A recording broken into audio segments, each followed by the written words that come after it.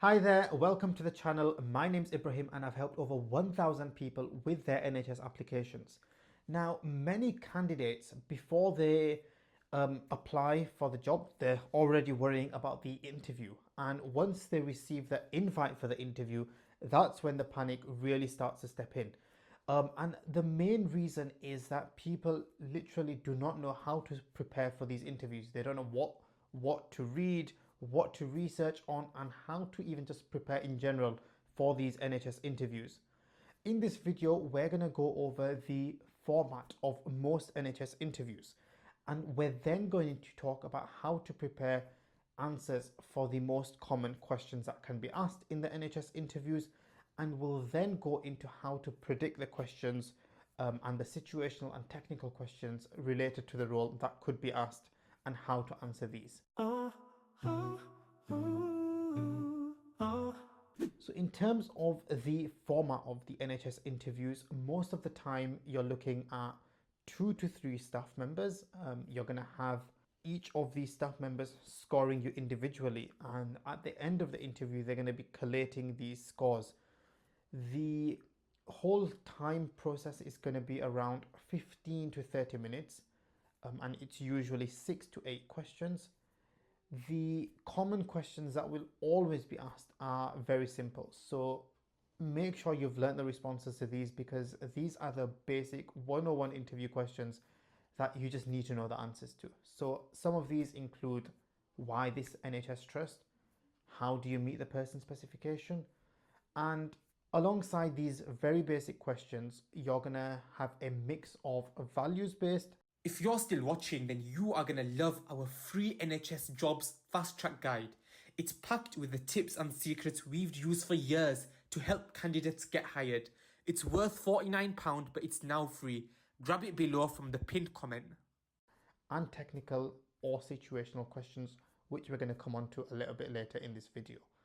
When we said the person specification and how you meet the person specification, before you're going for the interview, a good idea is to print out the person specification and to jot down under each section of the person specification. So for example, if they've got communication, if they've got teamwork, working under pressure.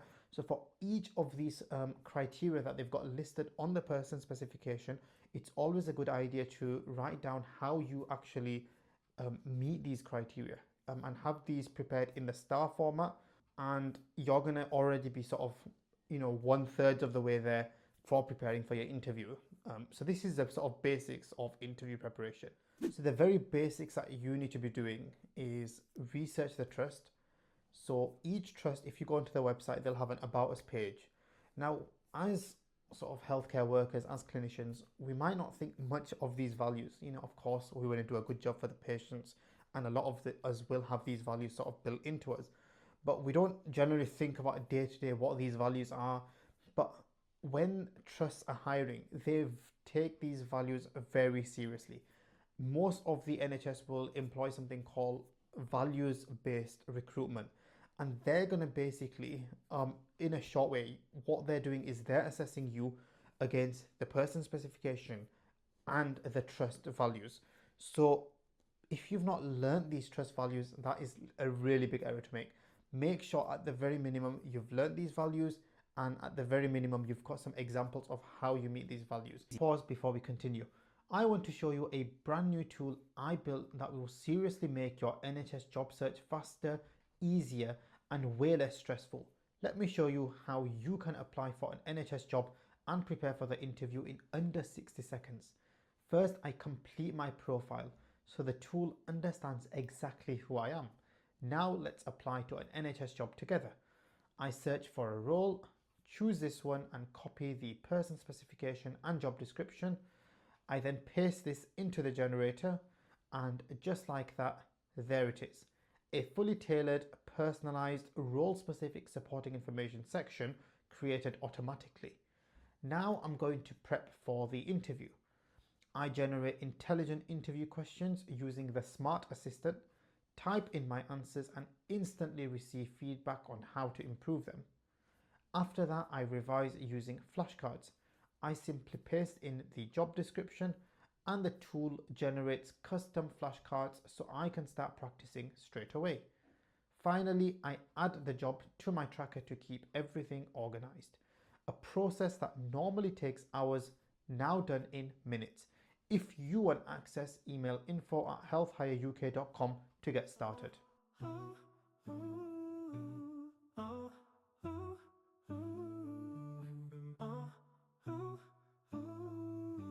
So the example of the type of values that most trusts will have is things like communication, compassion, teamwork, patient first or patient focus.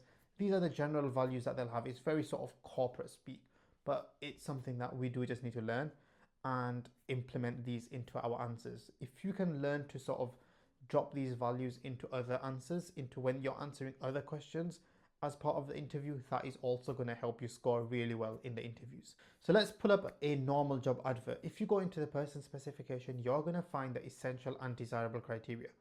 So your job is to mention these, to write these down on a paper to start with, and then to write down an example of how you meet each of these criteria. So you're going to answer these questions in the STAR method, which stands for situation, task, action, and result. So if you've got communication, for example, or let's say working in a team or working under pressure. Here's what your preparation notes could look like. These are just some example criteria, and we've written some notes, so you can pause the video and have a look. So this is just an example of how you can answer a question. In terms of how these questions are asked in the interview, they might say, tell us about a time that you've shown, good communication, or a time you've worked under pressure. This is probably the most common way that this is going to be brought up, but most of the person specification, particularly the essential section, is going to be assessed at some point during the interview. Now, the end result of this is you've provided a clear example of how you meet the trust values and how you meet each of the person specification points. And if you've done this throughout the interview, so most of the questions, this is like 1/3 of the questions could be regarding the trust, or that 1/3 of the questions usually are regarding the trust or the values of the trust. 1/3 are regarding the person specification. If you've done this beforehand, it means you're going to be scoring really well on at least 2/3 of the questions, or at least 2/3 of where the scoring is at. So you're going to be already a good portion of the way there before we even get to the situational or the technical questions. In the Health Hire portal, I'm going to quickly mention this. The Health Hire portal has a really cool feature.